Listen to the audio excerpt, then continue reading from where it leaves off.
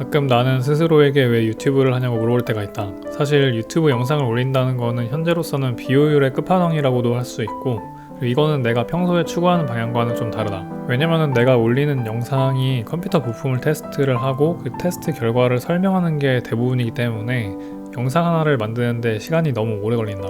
특히 테스트 과정에서 예상 못한 일이 일어나거나 아니면 뭐 결과가 잘 안 나오면은 왜 안 나온지 해결하는 과정이 동반되기 때문에 더 오래 걸리는 경우도 많다. 유튜브를 전업으로 하는 경우라면 시간이 어느 정도 여유가 있으니까 일주일에 하나씩 올리는 거는 그렇게 어려운 일은 아닐 수도 있는데, 나의 경우에는 본업이 있고 그리고 다른 일반 직장인들하고 크게 다르지 않은 회사를 다니다 보니까 퇴근한 다음에 영상을 만들려면 귀찮아도 좀 꾸준한 노력을 해야 되는 부분이 좀 있다. 그래서 이 유튜브 활동이 내가 추구하는 그런 가성비는 아니지만 순전히 내가 좋아서 하고 있는 중이다. 참고로 나는 지금 반도체와 관련된 일을 하고 있는데, 어렸을 때부터 무의식 중에 이런 쪽 일을 할 거라는 생각은 계속 갖고 있었던 것 같다. 중학교 1학년 때쯤인가 니드 포 스피드 포르쉐 2000이라는 게임을 번개역 뉴코 아울렛 지하 2층 게임 매장에서 샀었는데, 그때 9,900원에 샀던 걸로 기억을 한다. 물론 지금은 그런 매장은 전부 없어지고 리모델링이 되었다. 그런데 당시 우리 집 컴퓨터가 현주 컴퓨터에서 나온 모델이었는데 CPU는 펜티엄 3 카트마이라고 해가지고 지금하고는 좀 다르게 CPU 모양이 램이나 그래픽카드처럼 슬롯 형태로 된 그런 CPU였었다. 그 CPU 동작 클럭이 533MHz였고 그리고 그래픽카드가 리바 TNT2였나 그랬는데, 그 사양으로 니드 포 스피드 포르쉐 2000이 너무 느리게 돌아간 게 문제였었다. 그것 때문에 어떻게 하면 좀 더 빠르게 돌릴 수 있나 하고 찾아보게 되었는데, 그때부터 오버클럭이랑 컴퓨터 하드웨어에 대해서 관심을 엄청나게 갖기 시작했다. 참고로 우리 집은 지금도 뭐 아주 넉넉한 편은 아니지만 내가 대학교 졸업할 때까지만 해도 가계소득 100분위로 치면은 하위 30% 이하에 분명히 들어갈 만한 수준으로 못 살았었다. 초등학생 때부터 굉장히 오랜 기간 동안에 우리 집의 주 수입원은 엄마가 마트에서 일하시면서 받으신 월급이 거의 전부였는데, 특히 아까 말한 중학생쯤에는 엄마의 한 달 월급이 대략 120만원? 그 전후였었다. 그런데 문제는 집에 대출이 너무나도 많았다. 대출 이자만 해도 당시 기준으로 한 달에 약 80만원 정도가 나가는데, 엄마 월급에서 대출 이자를 내고 나면은 4인 가족이 40만원으로 한 달을 생활을 했어야 했다. 그래서 매월 마이너스 생활을 했었는데, 성인이 된 지금 생각을 해보면은 도대체 이런 생활을 어떻게 지속을 해나갈 수 있었는지 정말 엄마가 너무나도 존경스럽다. 어쨌든 이런 이유 때문에 새 컴퓨터를 산다던가 하는 일은 기대할 수 없는 일이었고, 그래서 어떻게든 최대한 가지고 있는 부품으로 최대 성능을 뽑아내도록 하려고 했던 게 너무 당연한 일이었다. 그렇게 내가 재밌어서 조금씩 알아가다 보니까 주변 친구들이 컴퓨터 고장났을 때 가서 고쳐주는 경우가 엄청나게 많았었고, 그래서 중학교, 고등학교, 대학교, 심지어 지금까지도 조금씩은 하고 있다.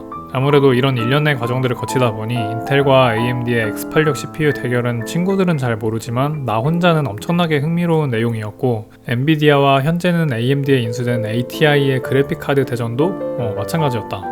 그러면서 이런 반도체 기업들에 대해서 익숙해지게 되고, 자연스럽게 나도 나중에는 이런 기업들에 들어가서 고성능 반도체를 만들어보고 싶다 하는 꿈을 꾸게 된 것 같다. 하지만 나는 내가 흥미를 못 느끼는 과목에 대해서는 정말 재미없어 하는 편이라 가지고 학교 성적은 별로 좋지는 못했는데, 예로 고등학교 제2외국어를 일본어로 선택했었는데 한자와 더불어서 항상 시험마다 20점, 30점대 점수를 받았던 게 아직도 기억이 난다. 물론 이런 과목 말고 소위 말하는 국영수도 뭐 잘하지는 못했는데, 그나마 국어는 어릴 때 책을 많이 읽어서 그런지 뭐 별 문제는 없었지만 수학과 영어는 그냥 중간 정도 했었다. 이런 이유로 고3 현역 때 봤었던 수능 시험에서 정확하진 않지만 500점 만점에 340점인가를 받았던 것으로 기억을 한다. 그런데 나는 무슨 자신감이었는지 지금 생각해보면 좀 무모하지 않았나 싶은데, 1년만 더 공부하면은 그냥 서울에 있는 공대 정도 갈 수 있지 않나? 하는 그런 생각을 했었다. 그래서 재수를 했다. 그런데 여기서도 집안 형편이 어렵다 보니까 비싼 입시학원에 등록을 해가지고 좀 더 체계적인 입시 머신 모드로 공부할 생각은 절대 못했고 그냥 혼자 독학을 했었다. 이것도 사실 지금 생각해보면은 정말 무슨 깡다구였었는지 모르겠고 그냥 생각이 없어서 할 수 있었던 결정이라는 생각이 든다.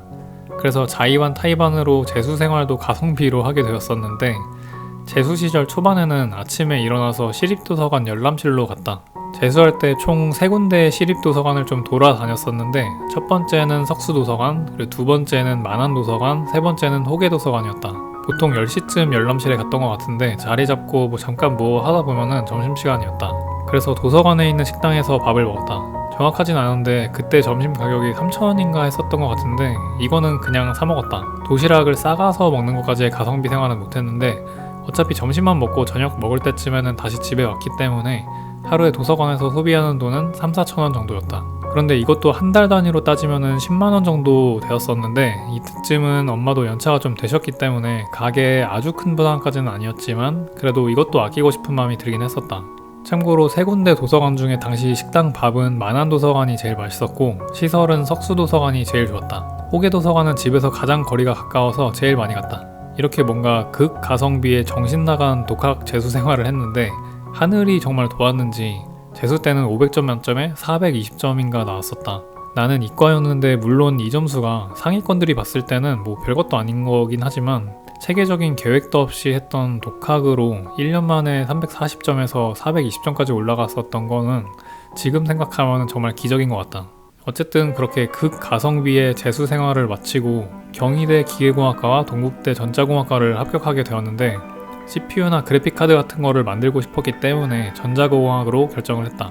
그런데 지금까지 말했었던 분위기를 보면 알겠지만 내가 등록금도 좀 빨리 보탰어야 됐어서 수능 본 바로 다음 날부터 이제 엄마가 일하시는 홈에버에서 알바를 시작했다. 참고로 홈에버는 예전에 까르푸라는 마트가 이랜드 계열로 바뀌면서 홈에버로 변경이 되었다가 다시 지금은 홈플러스에 인수가 돼서 최종적으로는 홈플러스가 되었다. 어쨌든 그렇게 다음 날부터 일하면서 받은 돈과 엄마가 준비하셨던 돈까지 모아서 등록금을 납부를 하고 그렇게 대학생이 되었다. 대학생이 되면서 나의 가성비 생활은 더 본격적으로 시작이 되는데 이때만 해도 스마트폰이 없었던 시절이라 문자 메시지 한 건당 20원인가 그랬었다. 지금 카톡을 많이 쓰는 것처럼 문자를 그렇게 많이 썼는데 문자 요금이 많이 나오다 보니까 무료 문자를 100개, 200개 이렇게 받을 수 있는 것들을 찾아다녔다. 그게 뭐였는지 지금은 뭐 정확하게 기억은 나지 않지만 아무튼 무슨 조건을 만족하면은 무료 문자를 주는 그런 형식이었다. 그리고 매월 1회씩 영화 티켓을 받거나 아니면은 햄버거 쿠폰을 받거나 이런 것들도 꽤 많았는데 이런 것들처럼 많은 것을 검색으로 최대한 아끼면서 거의 짠내나는 수준으로 가성비 생활을 했었다. 물론 주말에는 알바도 했었는데 꽤 오랫동안 했던 게 평촌 뉴코아 아울렛 뉴발란스 매장에서의 판매일이었다. 이거는 대학교 1학년 내내 했었는데 학기 중에는 주말 알바를 하고 그리고 방학 중에는 종일 알바로 바꾸면서 이렇게 쭉 했었다. 당시에 점장님이 나를 좋게 봐주셔서 그렇게 오랫동안 일할 수 있게 해주셨던 기억이 난다. 그렇게 대학교 1학년이 순식간에 지나가고 군대를 갔다가 다시 복학을 했는데 이때부터는 알바도 했지만 내가 뭔가를 만들어서 팔기 시작했다. 그 물건은 이어폰용 저항 어댑터라는 거였는데 이게 뭔지를 설명하려면 좀 지루할 것 같아서 넘기고 아무튼 이거를 수제작으로 만들어서 옥션 판매 페이지에다가 내가 상세 페이지도 만들어서 올렸었다. 기억으로는 개당 2만원 정도에 팔았었는데 재료값은 대략 2,000원 정도 들었었다. 그런데 애초에 찾는 사람도 그렇게 많지가 않은 물건인데다가 수제작이다 보니까 많이 만들 수도 없었다. 그렇게 한 달에 5개 정도씩 취미생활 겸 만들어서 용돈벌이를 하고 있었는데 그러던 어느 날에 어떤 음향 사이트 대표님이 컨택을 해오셔서 많이 만들어줄 수 없냐고 하시길래 오케이 하고 만들어서 납품을 했었다. 이걸로 뭐 많은 금액은 아니지만 한 학기 등록금 정도는 벌 수가 있었는데 이것도 뭐 지금 생각을 해보면은 머리에 피도 안 마른 대학생을 믿고 일을 맡겨주신 업체 대표님이 정말 감사하다고 느껴진다.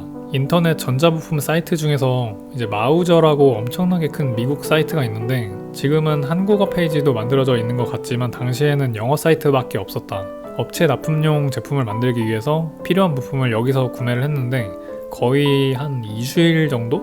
수백 수천 페이지의 부품들을 검색을 하고 비교를 하면서 골랐던 게 지금도 기억이 난다. 살짝 다른 얘기를 해보자면 나는 어렸을 때부터 수박을 정말 엄청나게 좋아했다. 지금도 모든 음식 중에 가장 좋아하는 게 뭐냐고 물어본다면 수박이라고 얘기할 수 있을 만큼 정말 엄청나게 좋아한다. 그 다음으로 좋아하는 거는 치킨이라고 생각하는데 어렸을 때 이 두 가지 둘 다 편하게 먹을 수 있는 그런 음식들은 아니었다. 뭐 지금도 그렇지만 내가 어렸을 때도 수박은 한 통에 10,000원 이상은 했던 것 같다. 지금은 뭐 비싼 거는 20,000원이 넘어가는 것도 많아졌지만 지금 20,000원보다 어렸을 때 10,000원이 체감은 더 비싸게 느껴진다. 치킨도 마찬가지로 어렸을 때는 처갓집 양념통닭 기준으로 한 마리에 9,900원 정도 했던 것 같은데 보통 2달에 한 번 정도 먹을 수가 있었다. 뭐 내가 사달라고 좀 졸랐으면은 그거보다는 더 먹을 수도 있었겠지만 우리 집 사정을 아니까 별로 조르고 싶은 생각도 없었다. 뭐 제일 좋아하는 음식까지는 아니지만 흔한 야식 메뉴인 족발이나 보쌈은 정말 초중고 통틀어서 배달로 시켜 먹어본 적이 3번도 안 된다. 족발 보쌈은 그때도 2만원 전후로 비쌌었다. 뭐 어쨌든 그런 이유로 내가 돈을 벌기 시작한 그 다음부터는 정말 많이 먹었었던 게 치킨과 수박인데, 지금은 뭐 다행히 한 달 내내 삼시세끼를 배달치킨만 먹어도 될 정도는 돈을 벌고 있어서 취업 후에 몇 년 동안은 혼자서 작살낸 닭만 수백 마리는 될 것 같다. 그래서 몇몇 개 좋아하는 치킨 브랜드가 생겼는데, 구운 치킨 브랜드 중에서 땡큐맘 치킨이라고 있다. 아마 아는 사람만 아는 치킨 브랜드일 텐데 여기에 바베큐 치킨이 진짜 대존맛이다. 특히 여기서 쓰는 닭 호수가 몇 호까지인지는 뭐 잘 모르겠는데 분명한 거는 사이즈가 큰 닭을 쓴다. 구운 치킨이라서 튀김옷이 아예 없는데도 불구하고 양이 상당히 많다. 그런데 그냥 큰 것만이 끝이 아니고 닭의 육즙이 진짜 많다. 나는 개인적으로 퍽살을 싫어해가지고 닭 안심이나 가슴살은 선호를 안 하는데 여기는 퍽살에도 육즙이 촉촉해서 맛있다. 그리고 추가금을 500원인가 1000원인가 주고 매운 소스를 꼭 사야 되는데, 구운 치킨 특성상 나중에는 아무래도 좀 약간 맛이 심심해지는 부분이 있는데 이때 소스랑 먹으면 다시 대존 맛이 된다.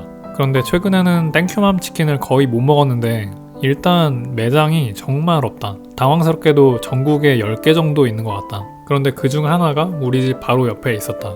그리고 이곳 말고 내가 좋아하는 브랜드가 몇 개가 더 있는데, 교촌에서는 허니콤보 좋아하고, 그리고 프라닭에서는 블랙알리오랑 고추마요 좋아한다. BHC에서는 지금은 없어진 블랙올리브를 좋아했었는데 뿌링클은 내 취향이 아니었고, 지금 있는 것 중에서는 마초킹이 제일 나은 것 같다. 근데 하다 보니까 갑자기 왜 치킨 이야기를 이렇게 길게 하고 있는 건지는 모르겠지만, 아무튼 생각을 해보면은 그냥 아무거나 먹고 싶은 거를 전혀 고민 안 하고 주문할 수 있다는 거는 정말 큰 행복인 것 같고, 어렸을 때에 비해서 정말 많이 행복해진 것 같다. 아무튼 두서없이 이런저런 이야기를 했는데 생각보다 너무 길어져가지고 이 정도로 오늘은 일단 마무리를 해야 될 것 같다. 나중에 기회가 되면 이후에 월급 모은 돈으로 비트코인을 하면서 생긴 일도 얘기하면 재밌을 것 같은데, 기회가 되면은 얘기를 해보려고 한다. 아무튼 이 정도면은 내가 왜 가성비에 환장을 하는지 어느 정도는 설명이 되었을 것 같다. 그래서 오늘의 결론은 나는 참 행복한 사람인 것 같다.